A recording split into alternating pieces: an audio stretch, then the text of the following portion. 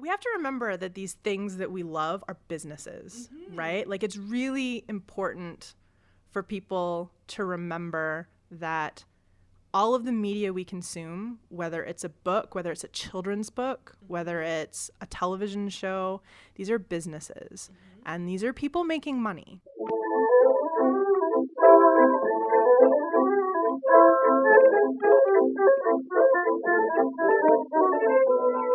Hello and welcome to Witch Please, a fortnightly podcast about the Harry Potter world. I'm Marcel Cosman. And I'm Rochelle Saunders.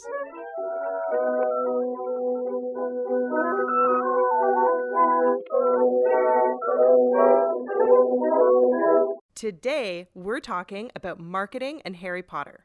But marketing is something that I don't actually know anything about, other than what Mad Men has taught me. So Rochelle is here to take us into the sexy, dry martini-soaked world of Harry Potter marketing. Sexy! Before we begin, though, Rochelle, why don't you introduce yourself and talk a little bit about your expertise and experience in Harry Potter fandom and marketing? So I was a Harry Potter fan from about the time book 4 came out, or just after. That's when I discovered Harry Potter. And then because I have a slightly obsessive personality, I got really excited about it and really into it, and joined a bunch of fan communities. And because I like to write, I started writing fan fiction. I ended up becoming a moderator and an administrator on a Harry Potter fan fiction website. And I still actually interact with a lot of friends I made online during that period, even though I'm not as deep in Harry Potter anymore. But yeah, for about 7 years, during the kind of height of the Harry Potter book 5, 6, 7, I spent a lot of time on Harry Potter fan sites. I had a fan fiction recommendations website where every day I would recommend a new piece of fan fiction because I was reading a lot of it. So yeah, it was something that I really enjoyed, and I really enjoyed talking about. And I was definitely involved in the community. From a marketing side, my dad had an advertising company, so I was like born into a marketing mindset, and we used to go to his office, like watch him work. He used to bring me to photo shoots for posters, and we'd sort of sit together and he'd ask my opinion when he was building something or talking about stuff, because I was always kind of interested in it. And as a career, I've actually done and worked in a lot of marketing and advertising agency settings, mostly through online stuff because that's where my interests are. But within those settings, you kind of talk about strategies as a whole. So there's always conversations about print, about billboards, about sort of the strategy as a whole. So I have a lot of background, and that's what I do today a lot of the time is we talk about marketing and branding. So yeah. I should also get you to plug your own podcast before I forget, so that any of our listeners who are like, wow, this person is so smart, I would like to hear more things, they can follow up. You're very kind. I'm the producer and one of the hosts of a podcast called Science for the People. It's an intersectionally science show. So every episode sort of has something to do with science, but we like to talk about a lot of like applications or social justice stuff, how science intersects with policy, with politics, with culture, with art. Yeah, because we're really nerdy. And so I interview people, it's long format interviews and long format conversations, kind of like Witch Please, but I think we're less funny. Less funny is probably code for more organized, though. So, like, that's legit. That's fair. You are also a wand maker now. Oh. Well, I think that's giving me too much credit. I did, however, help make some wands on a lathe, mostly because I really wanted to work a lathe. And it was really exciting. Okay, talk to me about marketing and Harry Potter. Assume I know nothing. Okay, so the first thing we should probably talk about is branding, because really in a concerted marketing strategy, for something like Harry Potter, what you really want to think about first is what the brand is. Because if you're not consistent with the brand, your marketing strategy isn't going to work long term. So branding is an interesting exercise to wrap your head around, because like everybody knows what branding is, but we don't really talk about it. And branding is the way a product or a service or a business kind of makes you feel. It's like the emotional connection you have and the connotations, the sort of subtle connotations you get when you see that brand. So when you look at Starbucks, for example, you get very different connotations and have a very different experience with that brand than you do with something like Tim Hortons, right? Like those are two, this is, if you're not Canadian, maybe this doesn't mean anything to you. But if you are Canadian, you're nodding your head right now and going, yes.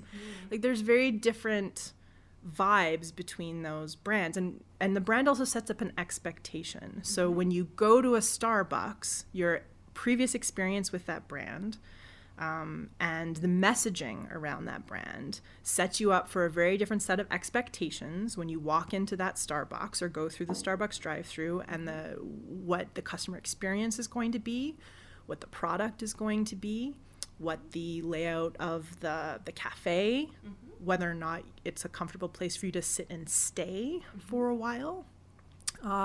Whereas if you walk into a Tim Hortons, or if you're not Canadian, let's say McDonald's, you have a very different set of experiences. You can get coffee at both places, and you can get pretty decent coffee at both places, except not Tim Hortons. I don't like Tim Hortons coffee. I'm sorry, Canada.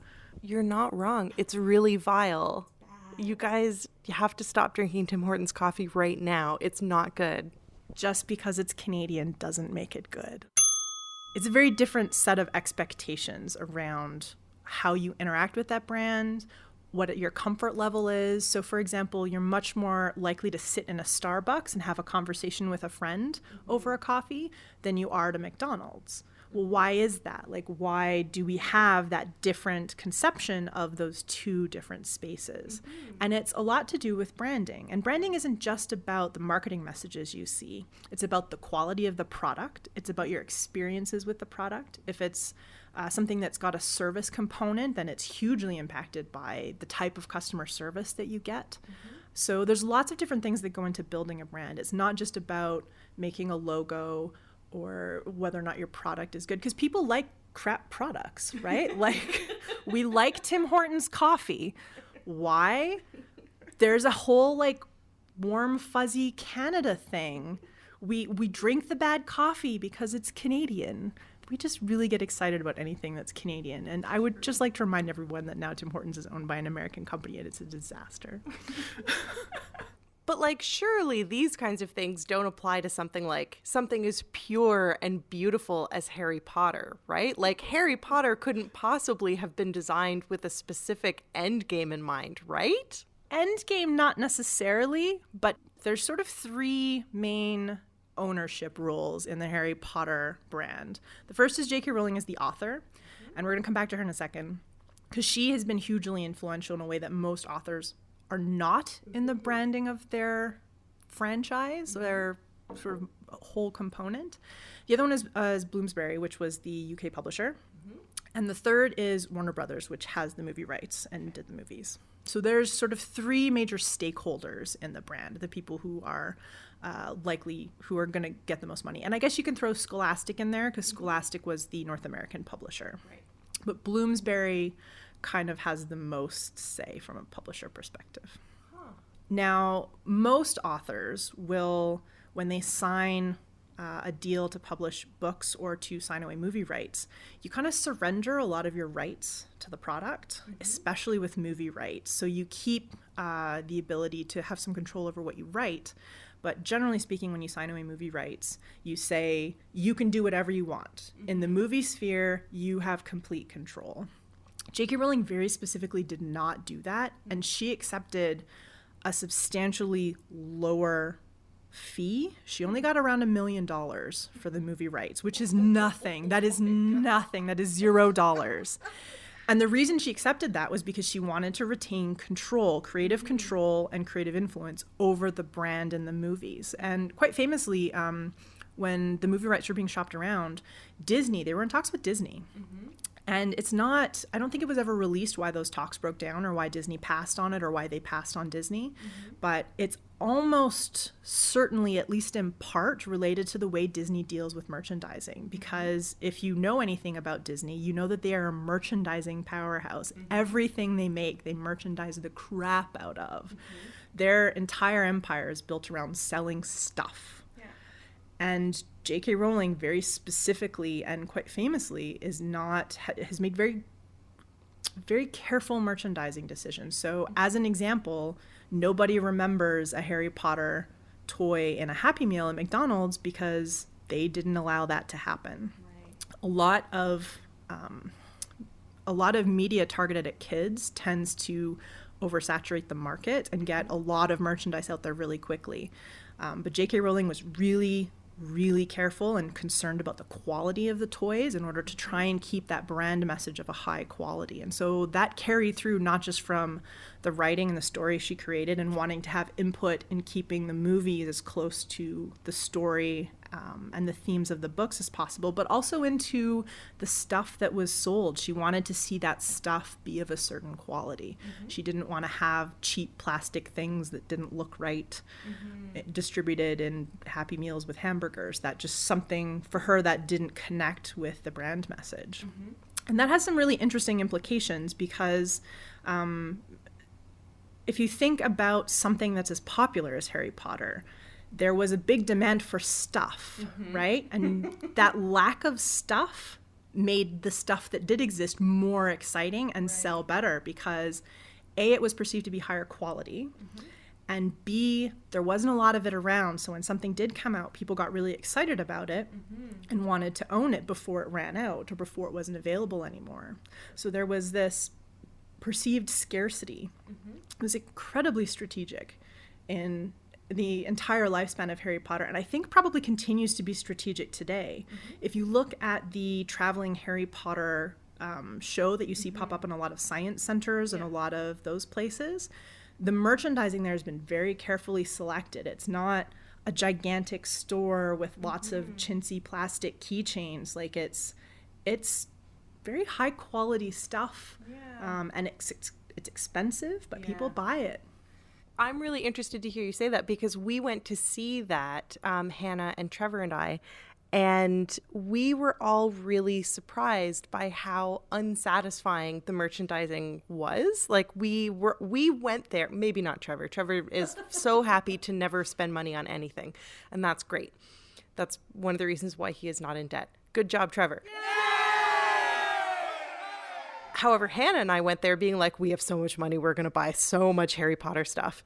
And we ended up leaving not buying anything. The closest I came was to buy a mug with Dobby on it that says Dobby is a free elf. And I didn't get it because I think the mug was something like $18.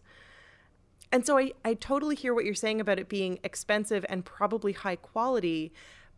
I wonder, like, what's wrong with me? Why didn't I buy that mug? I don't think there's anything wrong with you. I think that there's just a certain level of money you're willing to pay for a thing, right? Like if that mug had been $10, I totally would have gotten you would have left with that mug. You would have left with that mug. And that's different for different people, right? It's both relevant to the level of engagement you have with the thing and the level of passion you have for it. And also to some extent, are you a person that likes things? So I quite well known in my family don't like to buy things, so I try and buy as few things as possible, and that's just more about me as a person and less about my willingness to engage with the brand. Having said that, I do own 2 Harry Potter scarves because there were 2 different ones for the different movies. The first 2 movies had different looks so I had to get both. This is all so interesting. I feel like I'm learning a lot about myself right now because I'm thinking about, so that same exhibit, the other thing that we couldn't help but notice is that there was stuff, but like you said, there wasn't a lot of stuff. And I wonder if that kind of carefully selected, curated, limited selection, I'm thinking about it in terms of like, if there had been more stuff, I probably would have been more likely to find something that I was willing to spend money on. But that's because if there isn't a thing that I want, I will just go down in price until I find something that's at a price that I'm like, well, I'm willing to spend that much money on a thing that I don't want, which is a really weird, capitalism is so strange. What's interesting about going into a merchandising space that has fewer options, it's like going into a restaurant with fewer options, right? So if you go into a high-end restaurant, you're presented with a one-page menu, you have 4 entrees to select from, you have 3 appetizers, you have 3 desserts. And that's very deliberate, right? Because to create a really large menu is a drain on a kitchen, which means that the quality comes down for the food. It means that everybody can find something that they're going to be happy with, but you're not if you go to a place that's got a 10-page menu, you're probably not going to find something that makes you go, whoa, that's the best meal I've ever had.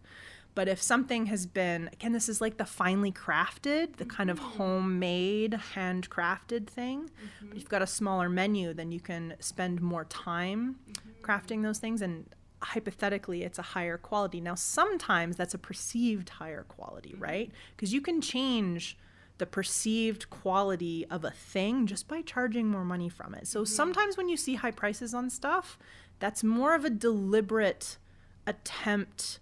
Like sometimes the thing isn't actually better, but we know that if we give it a higher price, then we assume that it's better. And so sometimes part of a higher pricing strategy is about the brand. It's about these things want to present. We want them to present as a higher quality. And in order to do that, we have to show people that it's higher quality by giving it a higher price tag. The other really interesting thing about Harry Potter merchandising is that because of the house system in Harry Potter, everybody has like personally connected with a particular house. And so you want to have a thing for that house because it's part of your identity, right? So you want to have the red scarf. You want to have the green scarf if you identify with that house. And so there's a built-in like merchandising hook there because it's tied in so tightly with who you think you are and who you want to be perceived as. Like the act of buying and wearing a Slytherin scarf all winter is a very, like it's a statement about who you are than if you wear a Gryffindor scarf all winter, right? When I see students on campus wearing scarves from one house or another, I make snap judgments about those people. They're not necessarily bad judgments. Like when I see somebody wearing a Gryffindor scarf, I don't necessarily think that person's I'm just kidding. I do. No, I'm not. I'm just kidding again. I'm such a mean person. No, but like, especially when I see somebody wearing a Hufflepuff scarf, I always think like that person has like a wicked rock solid sense of identity if they're wearing a Hufflepuff scarf, because I feel like Hufflepuffs tend to be people who like, they like own their Hufflepuff identity way more than other houses. Hufflepuff story. Okay. So my sister's a self-identified Hufflepuff, and she knows she's a Hufflepuff. She embraces her Hufflepuffness, but she really like prefers the look of the Gryffindor things. And so when she goes to places where she can buy like a shirt, she really, really desperately wants, like she stands there and like pets the Gryffindor red, and she's like, oh, she's like, no, I'm a Hufflepuff. And she'll go and she'll buy the Hufflepuff shirt and wear it proudly, even though standing there in front of it, like aesthetically, she wants the red one. She wants the one with the lion, but she's like, no, because that's not who I am. I'm a Hufflepuff. I gotta buy the Hufflepuff stuff. So what you're saying is that this is what brand loyalty is? Yes. Okay. Yes. Brand loyalty is a really interesting thing, and you can both happen into brand loyalty a little bit, but you can also really cultivate brand loyalty. There's a couple of key components if you're in marketing and if you want to create brand loyalty that you really need to think about. The first is stability. And basically what that means is you want to keep the brand consistent. If your brand is all over the place, if it bounces back and forth from being something that's uneven in quality. Whenever I think of uneven in quality, I think of the Torchwood television series, which was the highest of highs followed by the lowest of lows. What an incredible example. I love that television show, but at the same time, it's a great example for really uneven, like famously uneven quality. But the more stable your brand is, the more likely, like, people know what to expect of it. Apple does a really good job of this, right? Like, Apple products have been surprisingly stable in the way they've had expectations. Now, that's starting to change a little bit in the last couple of years, which is causing Apple some interesting, like, existential crises, which is fun to watch, and a little bit scary if you're an Apple aficionado, but whatever. The other thing is you want something that's sustainable. So brands that just come and go, that don't seem to have a future, you can't create loyalty in them because they're not going to be around. So the brand needs to have staying power, and not just staying power from a business perspective, but the people who buy it or who engage with it need to assume that it's going to be around long term. Otherwise, they aren't going to become emotionally invested in something that's going to end, because that's painful. We don't want to get really excited about something or become emotionally invested in something if it's going to end. This is why we get really sad when our favorite characters die, right? Because if you get emotionally invested in that person, all of a sudden they're not there anymore. You don't get to see them in your television show, and it's really upsetting if you've become attached to that. So that's part of creating brand loyalty as well. You can't have something that's going to disappear. And the last one that is becoming more and more relevant now with the internet, and was really important with Harry Potter, is the social aspects of your brand and the community aspects, and how that brand creates or intersects with your identity. Because someone who carries an Apple iPhone or someone who carries an Apple laptop is saying something about themselves as an individual that is different from if you're carrying Windows or a PC computer, right? Or a Dell. That's, you buy an Apple, even if we say we buy them because we just like them better, like you're buying them because you identify with the brand and you want other people to identify you as an Apple person. That's an unconscious thing. For some people it's a conscious thing, but it's part of building that brand loyalty. It's why I will continue to pay an outrageous sum of money for an Apple laptop. I know how to use them and I like them, but also it's part of who I am. Yeah, Apple is a really helpful example for me, because I'm remembering when the iPhone came out. I'm not one of those people who had like an iPhone right away. I waited a really long time and used like a really shitty garbage phone long after smartphones had become the norm.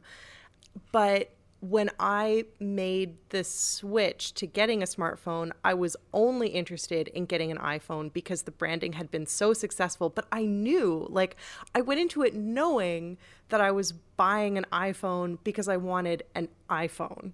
Like, that was a very specific decision that I made. And I was aware that the branding and the marketing had worked on me, but I didn't care. But then once I had it, I was really embarrassed that I had it, because I was like, oh shit, like, it doesn't matter that I'm self-conscious about the marketing working on me. All these other people around me see that the marketing worked on me because I have an iPhone. And I find that a really fascinating disconnect.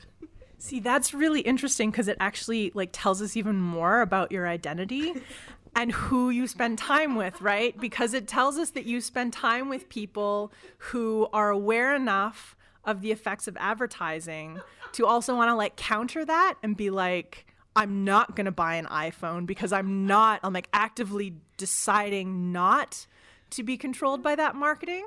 So many right? hipsters. Yeah. Which is an entirely different kind of thing. Like, how do you appeal to a hipster? That is a fascinating marketing question. And it's changing too, right? Because the hipster market used to very strongly identify with Apple. Like, that was Apple's bread and butter before Apple got popular, was the individual, creative, quirky, someone who liked handcrafted stuff, someone who wanted quality, someone who was very invested in their sort of creative integrity. That was their brand for years, until they kind of became this more mainstream thing. And so all of a sudden now the hipsters are kind of going off Apple, which is fun to watch, actually. It's fun to watch this, like, the brand change and people react to it differently. The mainstreaming of brands is, I love watching it happen. And I love watching how people react to a brand that used to be like really kind of niche, and then it gets popular and all of a sudden people are like, oh no, it's crap now. It's like, well, no, the quality is basically the same. It's just that now that everyone's using it, it no longer speaks to your identity in the same way because it's not exclusive. I know that we're veering so far away from Harry Potter, but I want to talk about this in terms of Doctor Who as well, because like Doctor Who for a relatively brief time, but a very intense time, had become like a really integral part of my identity, and my like love and affection for the series had become so entrenched in who I was as a person. And then two things happened sort of fairly close together. One is that the pawns left and were replaced with a single companion called Clara. And the other thing is that Doctor Who exploded in popularity in North America. And I'm not sure which one is more to blame for my abandonment, when actually what really happened is like Stephen Moffat just started doing way too many drugs and started writing terrible shows. And like, that's fine. All of these things are connected. But all of a sudden, like, I do not feel the same zeal for that series as I did when the Pawns were still the companions on the show. And it's not even the Doctor. It's not even that the Doctor changed, which I know is the thing that happens. Like, they get a new Doctor, people abandon the show because they're like, oh, I hate this person. The old Doctor was the best Doctor. And then they come back around and that's fine.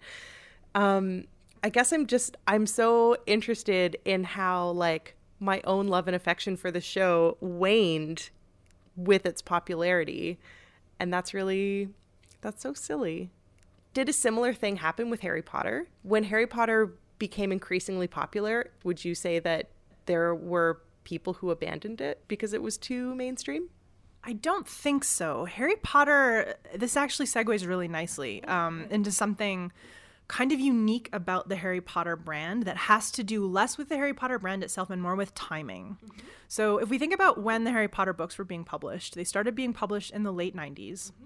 And the last one was published, I think, in 2007. So the height of the Harry Potter, like when Harry Potter was really ramping up and things were getting kind of crazy for the first time, if we think back about what was happening right around 2000, 2001, 2002, this is when the internet was really exploding in a way that we had never seen before. It was a thing that really hadn't existed before. Like, still at this time, Facebook wasn't a thing, Twitter wasn't a thing, but there were lots of forums online. People were engaging with each other on mailing lists. We had reached a critical mass of people who were online, who had emails, who were engaging online. It was in more households, more young people were involved and getting online and talking with people and connecting over shared interests. So this was a time when, back to GeoCities. I love you, GeoCities. Angel Fire. Oh, yeah. I had several GeoCities websites, and it warms my heart to know that someone saved them all, and somewhere those websites still exist. It makes me really happy. Oh all those flashing GIFs. It's great. It's great. There was one that was just a rose that like bloomed and closed and bloomed and closed and bloomed and closed. Oh my god. And hit counters. Lovely. Hit counters. Okay. Yeah. This is a time when people are starting to engage and people are connecting online about Harry Potter because they're excited about it and because they wanted more. So Harry Potter is an interesting brand because it was serialized. So it was clear from the beginning, the very first book, that there were going to be 7 books. So people knew that there was a longevity to the series. The books were very clearly serialized in a continuing the story way, especially after book 3. Everything became much more serialized and much less self-contained. You wanted to know what was going to happen next. It wasn't that there were cliffhangers, but there was clearly unanswered questions that would be answered down the road. Right. And so that piqued people's interest. Combine that with the fact that J.K. Rowling wasn't publishing every year, so they weren't coming out too fast, but there also wasn't like 10 and 12 and 15-year gaps between things. George R.R. Martin. Yes, or even Stephen King in the Dark Tower series. There was, like 20 years between 2 of the books? So there continued to be this like, we're waiting, but we can see the end in sight, right? Like, we don't have to wait too long, so we can sustain the enthusiasm through this dry spell. Coupled on that, once the movie started filming, that there was pieces of information coming out about the movie. So casting information, trailers, location information, some set photos, that kind of stuff coming out. And it was just kind of enough to keep people interested and remind them that it was there. Plus, not the first time, but the first time in a really major way, fan sites were engaging at a higher velocity. So this wasn't something that was unique to Harry Potter, but the velocity and the sheer numbers represented by the Harry Potter fan community was like nothing we had ever seen online. So there were, like, Buffy the Vampire Slayer had a really healthy fan community, Simpsons, there was a healthy fan community, but Harry Potter started to gain in numbers really, really fast. And this was an era around 99, 2000, 2001, 2002, when corporations like Warner Brothers, in particular 20th Century Fox, did this a lot. Were sending cease and desist to a lot of fan sites for copyright infringement. So a lot of people were creating fan sites, putting up pictures from the show that they watched, writing fan fiction, just talking about the show, trying to engage with people. And a lot of these companies were sending cease and desist orders trying to defend their copyright. They were really concerned about making sure that people weren't infringing on their copyright. What was really interesting about Harry Potter is for the first time, instead of adults doing this, there were kids creating fan websites called harrypotterfans.com or harrypotteralliance.uk.co.uk, whatever the URLs were. And just putting the word Harry Potter in a domain name is in itself copyright and trademark infringement. And so Warner Brothers, now who has to defend their part of the trademark, is just getting their lawyers doing what lawyers do, which is to defend the trademark. They find a thing, they send a cease and desist letter. Well, the thing is there's 10-year-old kids, 11-year-old kids who all they want to do is talk about their love for Harry Potter and post some photos of the movie stills that they're really excited about, and they're just like, they're enthusiastic. And these 10-year-old, 11-year-old, 12-year-old kids are getting cease and desist letters that are really scary, right? Talking about like, you're infringing our copyright, you can be sued, you have to take this down right now. And there ended up being a lot of bad PR, because a lot of these, and there was already kind of this happening in the adult fan community. Simpsons was really well known for this. 20th Century Fox was shutting down Simpsons websites left, right, and center.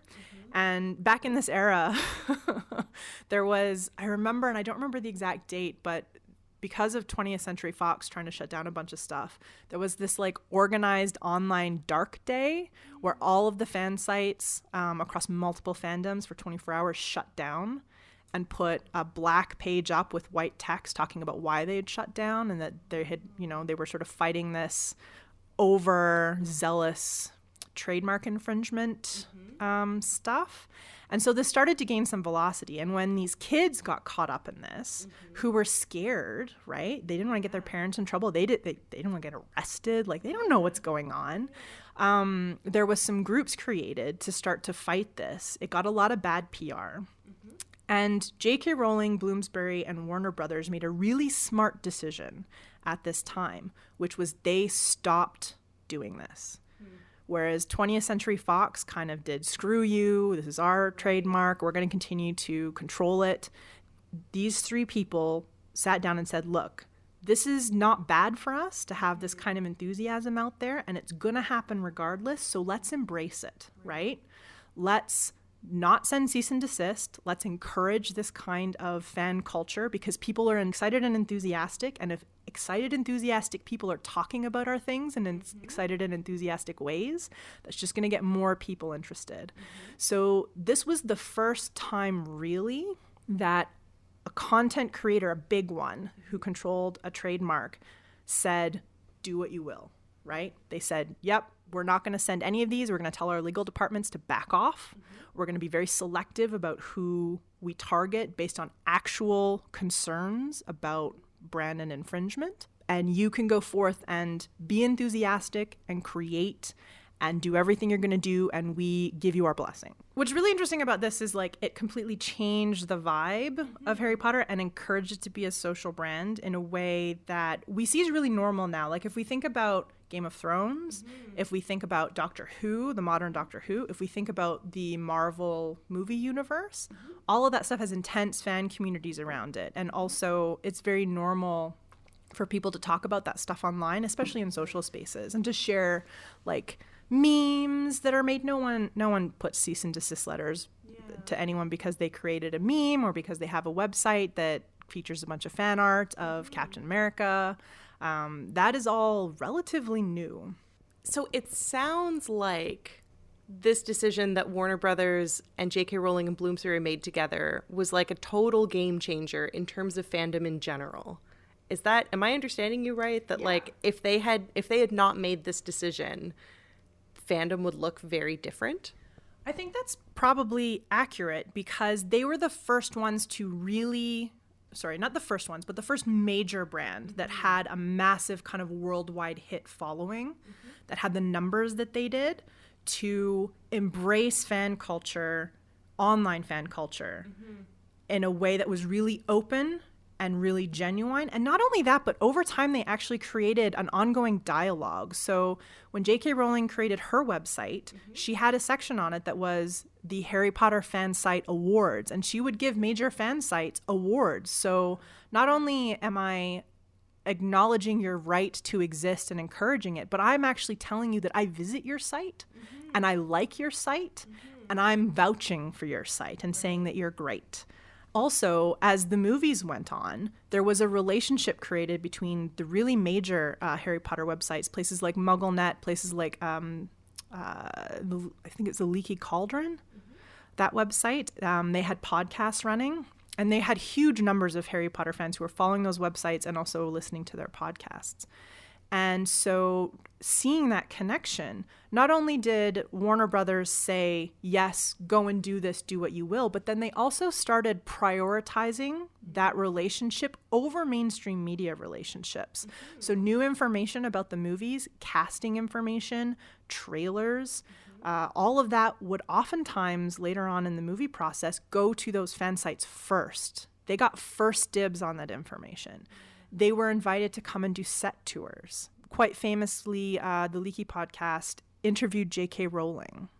Like, there were connections made, and they sort of understood that this is where our people are. Yeah. Like, if they really want this information, they want anything we'll give them, and this is how you get it to them. Because if we do this and create these relationships, we create a lot of goodwill in the brand, and also show that not only are we going to turn a blind eye to the sort of legal questions around whether this should exist, but we're going to actively encourage it to exist because we see it as beneficial to the brand. Now, previously, a lot of companies were worried about this causing them branding problems, right? The concern was this trademark infringement would dilute the brand or would modify the brand. And so by Warner Brothers and J.K. Rowling endorsing this for the first time really in a kind of concerted, strategic, all-encompassing way, although not all-encompassing, and we'll come back to that in a second, they showed that not only would it not damage the brand,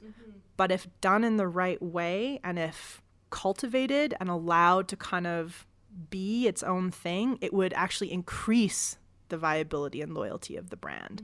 And so once you sort of see this case study, once other companies look at that and see, oh, this can work, and not only can it work, but it can make us more money, then this kind of litigious culture around fan communities very, very quickly dissolved. In large part, I think, because of this massive success of Harry Potter and the embracing of fan culture. Now, having said that, when I say they embraced fan culture, I will say that they didn't embrace all of the pieces of it. So quite famously, J.K. Rowling was very happy about fan fiction. She delighted in it, but she did not like R-rated fan fiction. And she was quite vocal about thinking that it was inappropriate for people to be writing sexually explicit fan fiction or creating sexually explicit fan art about a book series that was for children. And in fact, after they stopped sending cease and desist letters to, regular fan sites, they were still going after R-rated fan fiction archives. Also, there was quite a famous incident with, there was a website run by a guy, I think he was a librarian, called the Lexicon, the Harry Potter Lexicon. And it was just like this compendium of kind of cross-referenced, as librarians do, information about Harry Potter that I believe J.K. Rowling even admitted she had used once in a while, rather than go through her own notes, because it was better organized and she could find the information she was looking for faster. A number of years later, he decided to write a book. And that's where they drew the line, right? So the website existing was okay, but as soon as he wanted to write a book that was just putting the information and selling it, that suddenly crossed the line. And there was a quite well-known legal battle in which J.K. Rowling won that battle, and he was not allowed to publish that book. So it wasn't kind of without question, and there were some brand concerns that she had about certain types of fan activities. And I think that I don't think there's been any attempt to close down things like R-rated fan fiction sections now. I think that battle has been lost. Mm-hmm. Plus, there's some fair use questions there that are probably cause them some problems. Mm-hmm. So it wasn't without question, but it was certainly much broader than anyone had done before. Okay, so this is really fascinating because essentially what you're saying is that on the one hand, the Harry Potter brand is meticulously organized and deployed and controlled. But on the other hand, fan expressions are allowed to flourish in such a way that their interactions with the brand are not seen to dilute the brand in any way. Although, as you were saying, there are some lines that are drawn. Can you talk a little bit more about J.K. Rowling's control of the brand and how, like, the reason why I'm thinking that this is so particularly interesting is because of the recent, we'll call it drama, with the hashtag, what is it? J.K. Rowling is over party or something? Yeah. Something like that, where fans, like, fairly recently, a huge swath of fans who are either allies of or members of the queer community have started to reject J.K. Rowling's control of the brand because it's too controlling. Her refusal to let fans take a series that is ostensibly finished, her refusal to let those fans continue to tell those stories and make sense of those characters has really impeded that community's ability to participate in the brand. I'm not actually sure if there's a question there. Talk to me about what I just said. This is kind of interesting because I think we're seeing a different phase of this online engagement as previously in fan communities, and there's some really interesting conversations that have happened about this on a fandom podcast called Fansplaining. So if anybody's interested in talking about or hearing about people talk about the sort of fourth wall of fandom, that's a good one to go to. But because they talk about this a lot. And with the advent of social media in the way we have it now, especially things like Twitter, where creators of content and I'm including people like actors, authors, directors, writers into that category, being able to interact with consumers of that content in a way that we never have before. So those interactions are new. Like previously, an actor like Benedict Cumberbatch would never, and I don't even know if he's on Twitter, so maybe that's not a good example, but if he was on Twitter, and maybe he's not on Twitter because he'd just be inundated, the poor man. But if he was, like, you could create a conversation with him, right? Or he could engage in that conversation if he wanted to. And in fact, if you talk to people or listen to conversations with new up and coming actors, that is becoming increasingly important for them to cultivate in order to get a job, right? To continue to get work, they need to have a fan base.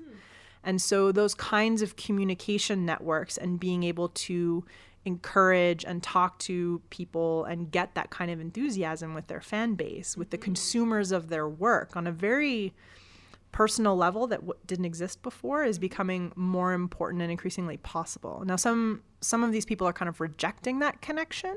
So we're taking breaks from that. So Joss Whedon's a good example. He fairly recently kind of left Twitter. Some people say flounced. I don't know that it was quite a flounce, but you can call it that if you want. And so that's creating some interesting dynamics, right? Like, the only reason we think J.K. Rowling is too controlling of a brand now is because she's participating in the conversation that's happening online. So we can say, you know, we think this. We think Remus Lupin and Sirius Black were queer because that's my headcanon, right? Like, I see textual evidence for it, and I just think it's great, and this is what I think. And you have conversations about that. Well, if J.K. Rowling is tagged in those conversations, then as the author of the books, as someone who had authorial intent when she wrote it, I can see how there's a part of you to be like, well, that's not what I wrote. But before, she wouldn't have known about those conversations, right. And B, she wouldn't have been able to reply. So I don't know that she's trying to exert control. in a way that a lot of people think she is. I think she's being an author of a work, trying to have a conversation about that work with people, and trying to navigate a space of, this is my headcanon as the author, which I feel should be more canon, more real, more whatever term you want to use. Yeah, more authoritative, because I am the person that created it. And I just, I just want to let you know that that's not what I was thinking. But I think sometimes people take that in different ways.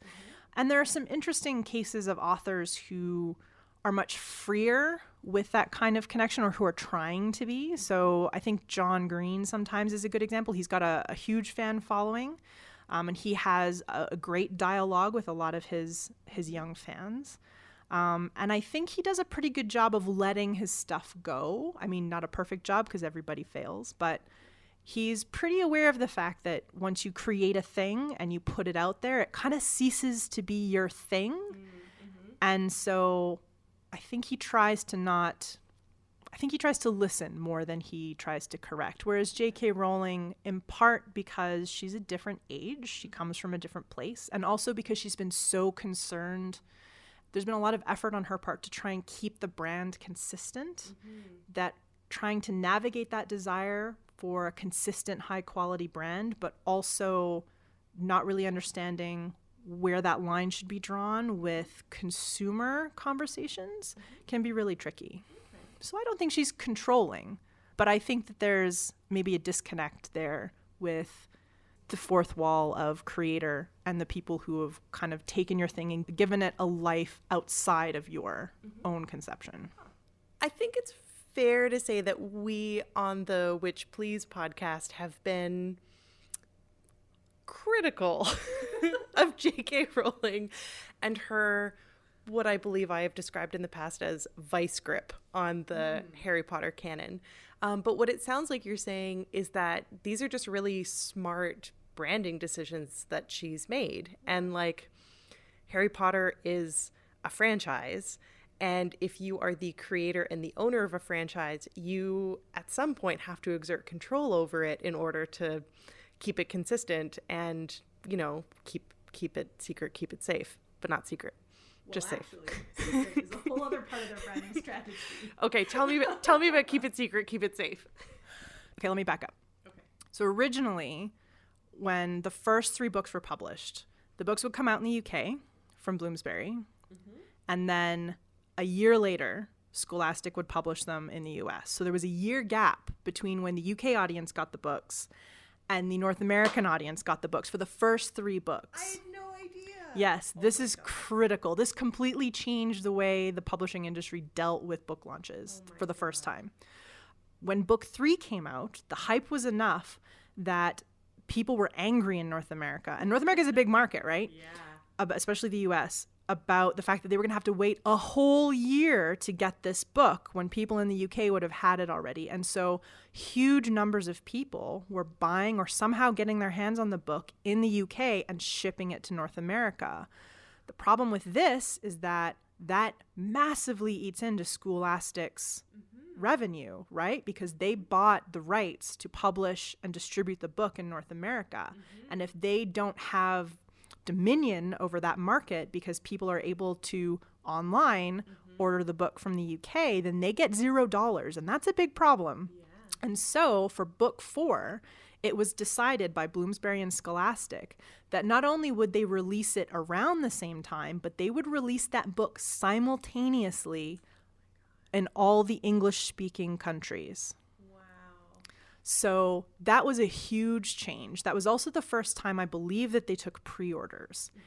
And so then you have this issue of, we've taken all of these pre-orders, something like 1 million pre-orders, and all of these people want the book on the day it's released because it's well known that we're releasing this book on a specific day. Well, now you've got to get all those books printed. You've got to get all the books shipped to bookstores. And then if people are getting them delivered, you've got to get all those books to individual people, and they all want them as soon as possible, because this also kind of intersects with the whole like spoiler phobia we have in modern internet culture and life around things like books and television shows and movies, which I have thoughts on mostly because I really love spoilers. So I don't understand. This completely changed the way book launches were done, right? And then it also created the book 4 quite notoriously had a bunch of plot details that got out. So spoilers happened. And then this, for the book 5 launch, created this environment of like, keep the secrets, don't spoil people. And there was a concerted kind of PR campaign with people so that people wouldn't spoil it for other people, because that J.K. Rowling is really invested in like people experiencing Harry Potter and not being spoiled in a way that I don't know that I've seen any other creator be quite so invested in the first time reading experience or watching experience of the thing. But it was really important to J.K. Rowling, and I don't quite know why, but it had this like cascade effect throughout all their marketing, which was actually kind of good for them in a weird way. One of the things they did was had massive book embargoes. So they had very specific rules for your bookstore. If you wanted to get the next Harry Potter book, you had to agree to a very stringent list of requirements, like the books had to be stored in a sealed place that nobody had access to. They had to be kept covered. If a book was found to be sold early by accident, intentionally, they didn't care. That meant that you were not able to get any future Harry Potter books, which, given that the book was selling millions of copies, that would be a big problem for a bookstore. And you would just have to sign these things. If you wanted future Harry Potter books, you just had to agree to them. This also created, because people couldn't wait, right? It wasn't like, I'll go in at noon on the day it's released and pick up my copy. It's like, I want it as soon as I can get it, which created the culture of these midnight book releases and the sort of social party and excitement of like the first person in line to get the Harry Potter book. And also put a lot of pressure on providers like Amazon, because if I have the choice as an avid Harry Potter fan to either to line up and pay money at Chapters to get my book at midnight, or to pay Amazon for my book, and as long as they guarantee that I'll get it the day of so I don't have to wait for the book, you know, they have to kind of compete with that. And I have a really great story about when I got my book 5. So my sister and I, we each got our own copies because obviously we weren't going to share. And we ordered them on Amazon and opted for the like, you will deliver it on the day.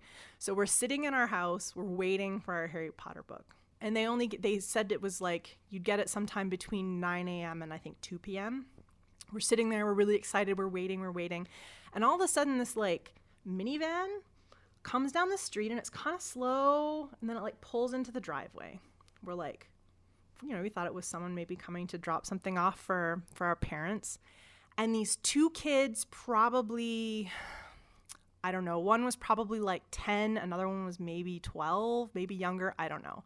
The door to the minivan gets thrown open. These 2 kids with brown paper wrapped books leap out of the van. They run across. They put their books on the step. They ring the doorbell. Ding, ding, ding, ding, ding, ding, ding, 5 times. They see us as they walk past the window, and they're shouting, Harry Potter, Harry Potter, Harry Potter. And then they leap into the van, shut the door, and they drive away. It was amazing. It was the best possible way to receive Harry Potter that day. They were so excited to be delivering Harry Potter books to people. Oh, I don't understand who the kids were. I don't know, and I'm trying to remember if we ordered them from Amazon or if we booked them from Chapters. But I'm assuming, because like trying to deliver all these books was a big logistical problem, right? So they hired child labor. Yeah, exactly. I'm assuming they just like were paying someone, and her kids were really excited to be in like this van with 200 Harry Potter books. Oh my God. And they were just the cutest kids, and they were so excited. And I'm like, you know that as soon as they jump into the back seat that they've got Harry Potter, like that they're reading while they're delivering Harry Potter books to other people. And they were excited for you. Yeah, like they wanted us to know right away that that was Harry Potter. Like, you do not let that sit on the porch for any longer than you have to, because Harry Potter's in there. Oh my God. It was amazing. And then the next time a Harry Potter book came out, it was just the FedEx guy, and it was super disappointing. It would have been so nice to see those kids again. I know. We were really hoping it would be the kids. Oh my goodness. Okay, I have a question about the relationship between the books and the movies when it comes to marketing. You have already very explicitly stated that like these decisions were made with J.K. Rowling and Bloomsbury and Warner Brothers together in terms of like how to interact with fans. So I'm wondering, like, it's clear that they had some kind of relationship, these three, this like triumvirate, this Harry Potter triumvirate, if you will. So, like, how did the marketing for the books impact the movies and vice versa? Like, it's really common for once the movie comes out, they re-release the book with the movie poster covers, right? Like, that's a really common thing. But that didn't happen with Harry Potter. So there's obviously something else that's going on between the book franchise and the film franchise and the J.K. Rowling franchise that, like, connected these things but didn't necessarily have one spilling over entirely on the other. I don't know. Do you want to talk about that? Sure. I don't know the specifics about those relationships, but it is really interesting that even to this day, I don't think we've ever seen a version of the Harry Potter books released that have movie covers on them. Like, what's really, I think, and it must be deliberate because it's so outside what we see normally, that the movie and the book spaces are different spaces. And I don't know if that was J.K. Rowling's idea or desire or Bloomsbury. I don't know who initiated that, but there's a very clear division between the space and the canon of the books and the space and the canon of the movies. And it's very clear that they both approve of each other and they're both related, but there's a clear line that they're not the same thing, which I think is unique in, like you say, the book movie world. So it must be deliberate. It has to be deliberate. That we don't see Daniel Radcliffe's face on every copy of Harry Potter. Like, there's still a desire to create traditional illustrative covers with every new release. There's an effort made to design those books. So that's a really interesting demarcation of those two canons. Yeah. I'd never really thought of that before, but it must be deliberate. It has to be deliberate. One of the things that's also really interesting about Harry Potter is I was talking about the focus on secrets, like keep everything really secret, which created this kind of media frenzy around it because there were these stories about these crazy embargoes. There were stories about, like, book 7 has been wrapped in chain, like you got to have it chained up and locked and only one person's allowed to have the key. And it's super tense. And, that created like a buzz within itself because all the mainstream media was talking about it. And then that creates like a more concerted effort to try and find the spoilers. But also, if you look at the kind of perpetual marketing that Harry Potter went through, in particular during that the initial book and then movie release, because those things overlapped. The movie started releasing before the books were finished publishing. If you actually sit down and map the schedule of book releases and movie information release, you can see how strategic that perpetual marketing was. So there was always a little bit of information that was released about Harry Potter, and just a little bit, and there was a gap between the information because they wanted you to want more. They didn't want to fill you up and make you tired of Harry Potter, but they wanted to make sure that they appeased that desire for information just enough to get you to keep that excitement level high. And I don't think anyone has done that quite as well as Harry Potter did that appeasing that information for non-spoilery information, but sometimes kind of spoilery information to keep the excitement level high. And if you sit down and map the release information and things like, you can see that every time they released a movie, that month, later on that month, or no more than 60 days tops later, they began filming the next one. So that at that point they could start releasing set photos, right? And that if you look and were to map out things like when they started talking about actors who are going to be involved or releasing production photos, those are very, very deliberate. And they also don't interfere with the books when the two overlap. So they were very careful to incorporate book release information. So when J.K. Rowling was getting ready to launch the 7th book, the movie information really kind of fell silent because they didn't want to throw too much at people. They wanted to focus on the books. So we're only going to talk about the books right now. We're going to kind of quell and be quiet on the movie front. And they scheduled that very, very strategically. Yeah. Oh my God. That is remarkable because the fifth movie came out the same summer that the seventh book came out. And they came out fairly close together because I was in Hong Kong and had, before going to Hong Kong, like found a handful of English language bookstores where I would for sure be able to get a copy of the seventh book. But then I wasn't able to see the movie until I got back to Canada because of like movie schedule releases and stuff like that. Except that I bought a black market copy of the fifth movie from somebody selling the DVD. And I don't know what I expected, but it was so bad. It was so obviously filmed with somebody's like cell phone camera in the middle of the theater. It was terrible. This is kind of interesting, and I don't remember which movie exactly this was. It was one of the later films. They were having such a problem with bootlegged films in places, DVD copies in particular, in places like China, that they actually released a couple of the DVDs in China a week before they were released in North America or the UK to prevent the bootlegging so that their sort of money would be intact there. They actually released it early in China.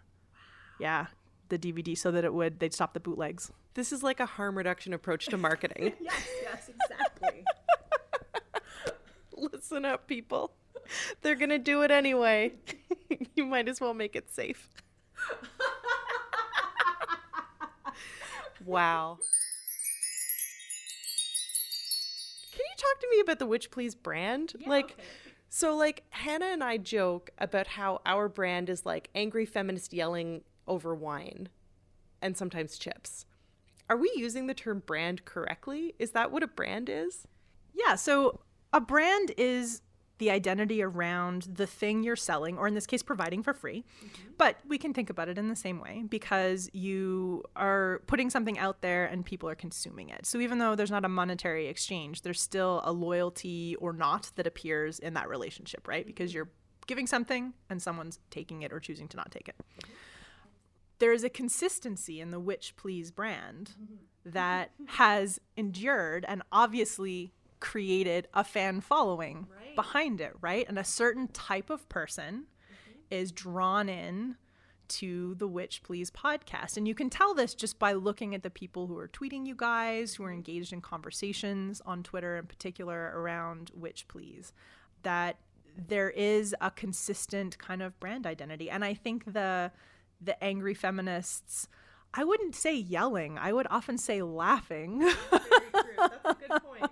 Laughing over wine and chips and Harry Potter. Mm-hmm. And also modeling the ideas of loving something and embracing and talking about its good and bad parts and allowing that to be okay. Mm-hmm. Like loving something so much, but also pointing out all its flaws, which is a wonderful activity.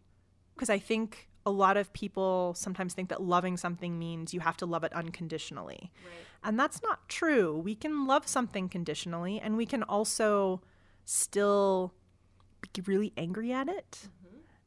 And that's, yeah. Witch Please has a great brand. That's why I listen. It's why I listen and send you guys lots of tweets.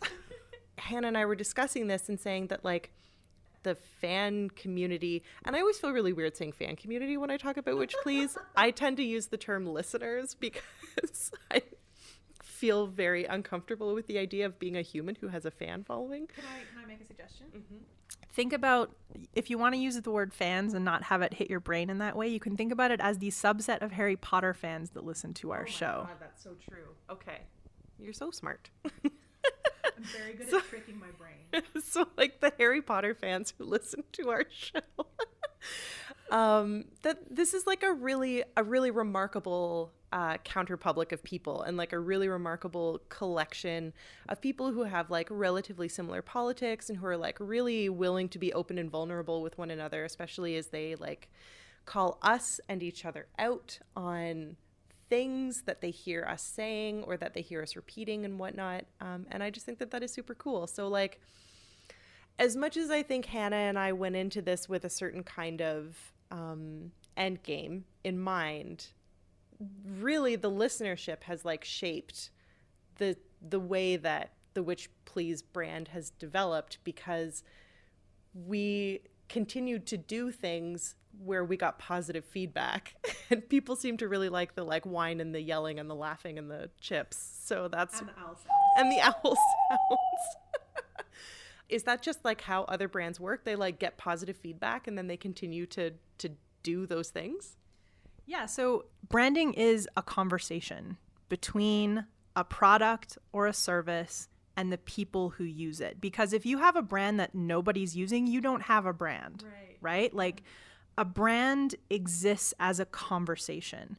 Mm-hmm. This is who we think we are. This is who we would like to be. Mm-hmm. And then you put that out there and see, A, if people respond, and B, when they respond, what parts of your brand they respond to. Mm-hmm. And then as part of the conversation, because you want to make money and get more of those people, or make sure at least that the people you have keep coming back, you want to reinforce those parts of your brand that are working, right? As long as they don't conflict with your vision of what the brand should be. So if I'm trying to appeal to people who are have certain types of values, and I'm only getting people who have values I disagree with, then I might not favor that. But that also tells me I've done a really bad job of communicating what my identity is. Yeah. But that's a conversation. It's a conversation between a business entity and its customers. In the same way that when you make a friend with somebody, it's a communication, that relationship. So it is about relationships, and it isn't one way. You can impact a brand, and you can't necessarily impact it as a single person, but you can impact it as a group. So if enough people say, we fundamentally think that this is breaking our relationship with this brand, they will pay attention to that. Right? Because their concern is making sure that the people keep coming back to continue to pay money to buy their stuff. And if enough people sever that relationship, and they think that they have an opportunity to get those people back by making a decision, they may make that decision to distance themselves from that, or maybe not hire the next person who maybe has a questionable past that wouldn't agree with those values. So it's always good to voice those values and voice those concerns, right? Because if a brand is important enough to you, and if you think a brand is doing something that is fundamentally against what you thought that brand was about, it's important to give that feedback. And ideally, we don't want to give that feedback in hate mail, but certainly in constructive ways. And sometimes you got to get angry, right? Sometimes you got to burn something down.